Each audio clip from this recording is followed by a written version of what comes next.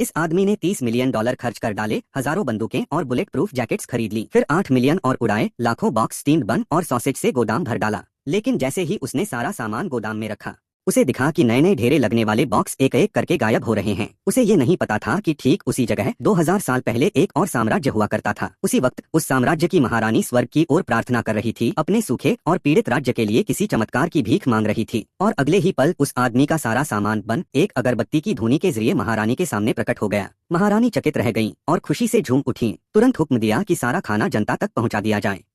फिर उन्होंने अपने खजाने से बेशकीमती गहने निकाले और कृतज्ञता में उसी अगरबत्ती के जरिए उसे भेज दिया। उधर आदमी कर्जों में डूबा बैठा सिर पकड़कर सोच रहा था। तभी अचानक उसके गोदाम में सोने की ईंटों का ढेर प्रकट हो गया। वो चौंक पड़ा, झटपट भागा और एक गोल्ड शॉप पर जाकर उन्हें और मिल गए उसे पूरे $10 मिलियन। उसी वक्त एक लोन शार्क अपने गुंडों के साथ उसकी फैक्ट्री पर चढ़ाया, बोल रहा था, या तो कर्ज चुकाया ये जगह फूंक दूंगा। आदमी ठीक वक्त पर पहुंचा और पूरे $5 मिलियन उसके मुंह पर दे मारे। गुंडा तुरंत पलटी मार गया, बॉस, बापू, गॉडफादर, जो कहो बन जाऊं। फिर वो आदमी दौड़ते हुए गोदाम गया और जोर से चिल्लाया, बन दूंगा और सोना चाहिए। लेकिन इस बार कोई जवाब नहीं आया। उसे ये नहीं पता था कि उधर उस समय महारानी फिर से प्रार्थना कर रही थी, इस बार बारिश के लिए। कई सालों से देश सूखा झेल रहा था, प्रजा बेहाल थी, लेकिन कितनी भी प्रार्थना की जाए आसमान से एक बूंद पानी नहीं गिरा। वो हार मानने ही वाली थी। एक आवाज आई, वही आदमी बोल रहा था। महारानी सोचने लगी, ये जरूर कोई दिव्य देवता की आवाज है। उन्होंने सारी बात बताई कि 30,000 सैनिक और 3 लाख लोग पानी की एक बूंद के लिए तरस रहे हैं। आदमी ने बिना देरी किए एक हाई प्रेशर वाटर गन उठाई और गोदाम के अंदर पानी स्प्रे करने लगा।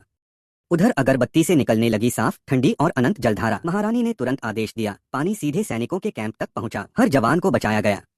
ये चमत्कार देखकर पूरा राज्य गदगद हो गया। आभार स्वरूप महारानी ने अपनी कीमती जेड़ की लटकन पेंडेंट उतारी और स्वर्ग को अर्पित कर दी। उधर आदमी ने वो पेंडेंट देखा और भावुक होकर बोल पड़ा, महारानी जो भी इच्छा कहें मैं पूरी करूंगा। लेकिन तभी एक युद्ध संदेश आया। दुश्मन ने अचानक हमला कर दिया था और शहर की सुरक्षा में लगे जनरल की हालत पतली थी। महारानी खुद मोर्चे पर जाने की तैयारी करने लगी। आदमी ने उन्हें रोका, कुछ मदद चाहिए।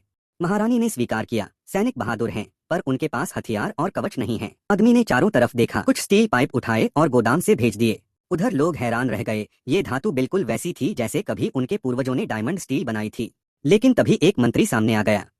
वो चिल्लाने लगा, ये तो बेकार कबाड़ है, इससे जंग हार जाओगे, और घुटनों पर बैठ गया। महारानी, इन पाइप्स को न स्वीकारें। किसी को पता नहीं था वो मंत्री असल में दुश्मन का जासूस था। महारानी की नजर तेज थी, उन्होंने उस धातु को पहचान लिया। गुस्से में आकर उन्होंने जासूस की पोल खोल दी। उन्होंने पाइप की गुणवत्ता साबित करने के लिए तलवार निकाली और पूरे जोर से पाइप पर वार किया और बीच से टूट गई। महारानी मुस्कुरा उठी, यही असली डायमंड स्टील है और इन हथियारों के दम पर उन्होंने जंग जीत ली। लेकिन उस गोदाम में आदमी अब भी इंतजार कर रहा था कि कब महारानी दोबारा प्रकट हो। तभी उसे लगा महारानी स्मी हो चुकी हैं और उसने तय किया,